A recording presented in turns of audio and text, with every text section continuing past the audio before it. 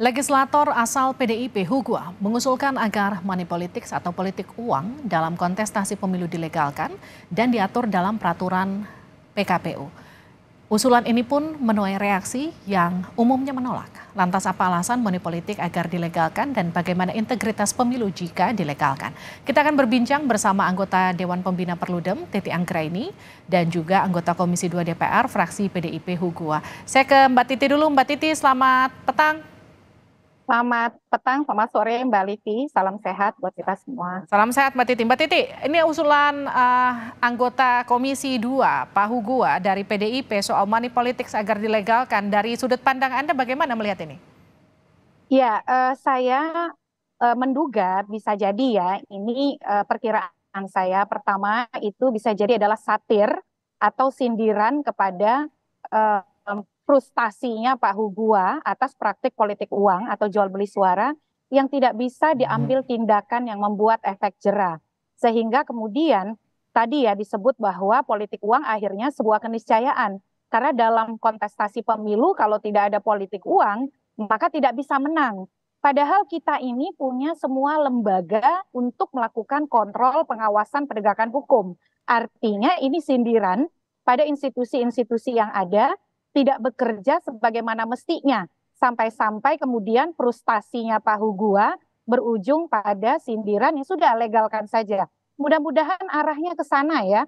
Karena kalau arahnya ke sana berarti elemen pengawasan penegakan hukum yang ada itu betul-betul harus berbenah diri. Sampai-sampai seorang kontestan mengakui iklim kompetisi kita tidak bisa menang kalau tidak melakukan politik uang. Sesuatu yang adalah ilegal, merupakan kejahatan di dalam undang-undang pemilu kita, tapi terbiarkan tanpa pengawasan dan penegakan hukum yang efektif. Nah itu yang pertama. Saya berharap yang pertama nih. Tapi yang kedua, yang sebenarnya yang saya sangat sesalkan kalau ini yang kedua, ini seolah-olah pembenaran atau normalisasi praktik suap atau korupsi di dalam pelaksanaan pemilu kita. Ini Mbak Livi ya, di tengah indeks persepsi korupsi kita yang sangat buruk pada skor 34, artinya kita tingkat praktik korupsinya itu betul-betul masuk salah satu yang paling parah di dunia. Kalau ini sampai dilegalkan, ini akan menjadi turbulensi pelegalan praktik koruptif lainnya. Dan ini adalah bisa dikatakan ancaman besar bagi pemilu kita.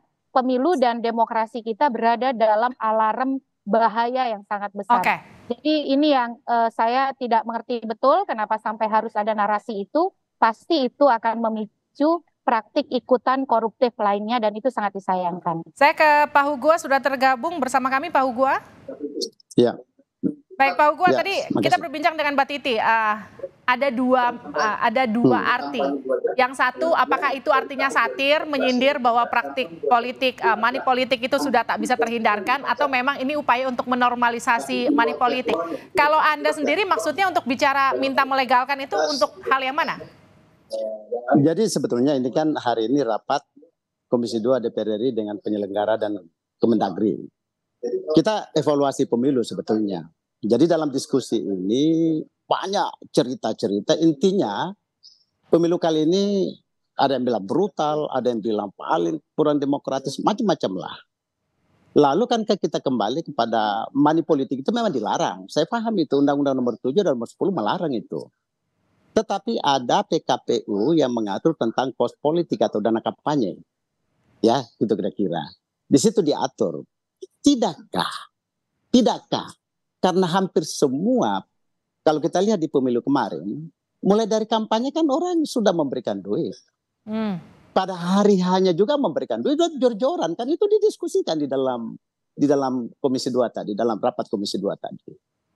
Karena ini evaluasi, karena diskusi ini masih bebas bukan kesimpulan, maka saya usulkan kenapa tidak istilah kos politik. Jangan terjebak di money politik ya. Jangan terjebak di politik uang karena itu pasalnya melarang. Dan saya juga setuju, itu haram hukumnya.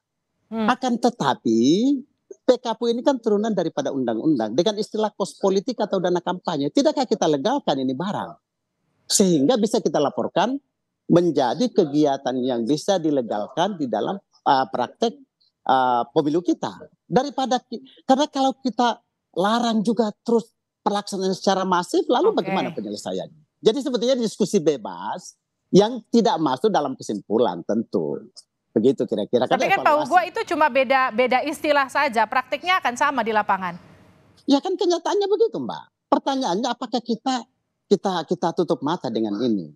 Artinya apa? Kalau kita di PKPU ini turunannya kita cari jalannya sehingga ini bisa legal, bagian daripada kos politik yang di dalam PKPU nomor berapa itu? Dalam PKPU nomor 18 tahun 2023 kan mengatur tentang dana kampanye yang dilaporkan secara resmi diketahui oleh akuntan publik. Jadi daripada kita kucing-kucingan terus, mendingan barang ini kita legalkan dalam tanda kutip ya. Bukan saya katakan politik uang, karena di undang-undang menyebut politik uang. Ya. Yang saya maksud itu sebetulnya ya istilah apa saja kan, money politik itu kan tidak dalam undang-undang. Yang ya ada istilahnya aja lah yang dibedain uang. Ya, prakteknya kurang lebih sama. Saya ke Mbak Titi. Politik, kos politik ini kan bahasa Inggris. Oke. Yang bisa dilegalkan itu yang saya maksud yang diatur di dalam PKPU. Gimana tuh Mbak Titi? Ya, jadi Mbak Livi, di dalam peraturan KPU nomor 15 tahun 2023, itu saja untuk ongkos politik itu limitnya sangat besar. Dia jadi peserta pemilu caleg itu boleh membagikan bahan kampanye. Bahan kampanye itu boleh berupa kaos, topi, mug, atau pernak-pernik yang sifatnya memorabilia ya. Dan itu wajar di banyak negara juga seperti itu. Tapi memang di peraturan KPU kita limitnya itu sangat besar, Rp100.000. Itu saja sudah menjadi kritik. Jadi saya kira karena bagian dari dialog kita ini adalah edukasi politik, saya ingin lebih menempatkan pendapat Pak Hugua itu bukan normalisasi jual beli suara atau vote buying, tetapi lebih kepada teguran terhadap bagaimana institusi pengawasan dan penegakan hukum kita itu tidak berdaya di tengah politik transaksional yang berlangsung selama ini. Mestinya yang harus dilakukan adalah bagaimana Komisi 2 DPR itu mengevaluasi sungguh-sungguh. Kenapa itu tidak bisa ditegakkan? Padahal kita ini kurang apa? Kita ada pengawas, ada sentra gakumdu, ada polisi, ada jaksa. Tetapi kemudian politik kita sangat mahal, sangat transaksional. Orang kalau mau jadi anggota DPR, DPRD, DPR itu puluhan miliar katanya. Ini praktik demokrasi yang tidak sehat. Jadi saya ingin memaknai bahwa bukan melegalkan ongkos politik yang tinggi ya. Karena ongkos politik itu jelas. Justru ongkos politik itu harus dibuat normal. 100.000 Pak Hugua menurut saya terlalu tinggi. Nah di lapangan itu banyak sekali akal-akalan yang membuat penegakan hukum itu tidak efektif. Nah, kita atur pun kalau penegakan hukumnya tidak efektif, nanti minta limitnya tambah tinggi, tiba-tiba 1 juta nih. Kalau 1 juta itu sudah pasti suap ya, tidak lagi ongkos politik begitu Mbak Livi. Mbak Titi, tapi gini, ada istilah bahkan kalau nggak ngasih amplop nggak dipilih. Jadi dianggap kalau tadi bahasa Mbak Titi, normalisasi di tengah masyarakat. Jadi nomor piro, wani piro. Jadi artinya kan sebenarnya gini, pendidikan dan juga sosialisasi politiknya ke masyarakatkah yang memang kurang? Atau memang ini adalah praktik yang sudah lazim bertahun-tahun, tapi memang kita tidak cukup punya ruang untuk mengamini ini gitu. Seperti yang tadi Pak Hugua katakan. Ya, kita ini problemnya kompleks ya, soal praktik jual beli suara kita yang sangat buruk dan mengerikan. Betul bahwa 2024 itu brutal ya. Dan ini dikarenakan juga karena perhatian pemilih kita tidak di pemilu legislatif. Pemilih kita itu terlalu terpukau, terfokus, terkonsentrasi di pemilu presiden. Akhirnya ini juga memicu jalan pintas pragmatis para caleg melakukan politik uang, ditambah lagi pengawasan dan penegakan hukumnya lemah. Menurut saya perbaikannya itu harus menyeluruh. Dari mulai fungsionalisasi partai politik di dalam melakukan pendidikan politik secara berkesinambungan. Yang kedua dari perangkat hukumnya, dari regulasinya juga harus dibenahi. Yang ketiga itu memang dari sisi pengawasan dan penegakan hukum. Kenapa sih ya kita itu selalu terjadi keterputusan antara norma dan penegakan norma. Nah ini yang menurut saya kita punya problem besar. Harus ada koreksi otokritik terhadap partai politik berkaitan dengan pendidikan politik. Yang kedua, ya pengawasan dan penegakan hukum, termasuk juga evaluasi elemen keserentakan pemilu dan sistem pemilu.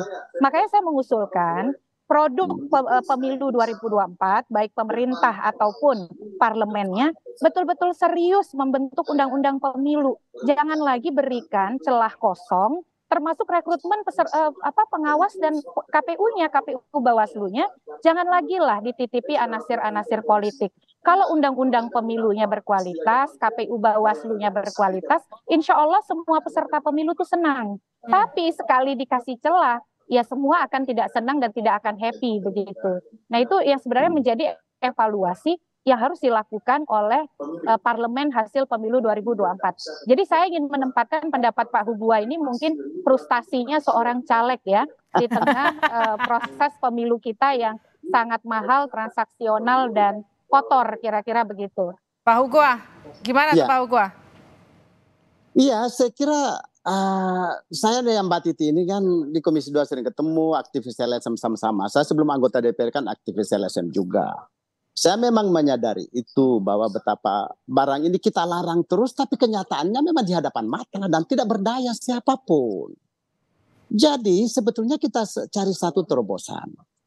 Cari terobosan daripada tidak dilegalkan terus, diharamkan terus, tapi dilakukan kan ini persoalan yang memang tidak akan ada ujungnya. Nah, tadi kita pun sepakat para penyelenggara dengan Menteri Dalam Negeri Tito Karnavian tadi, bahwa kemungkinan ada revisi undang-undang pemilu ke depan.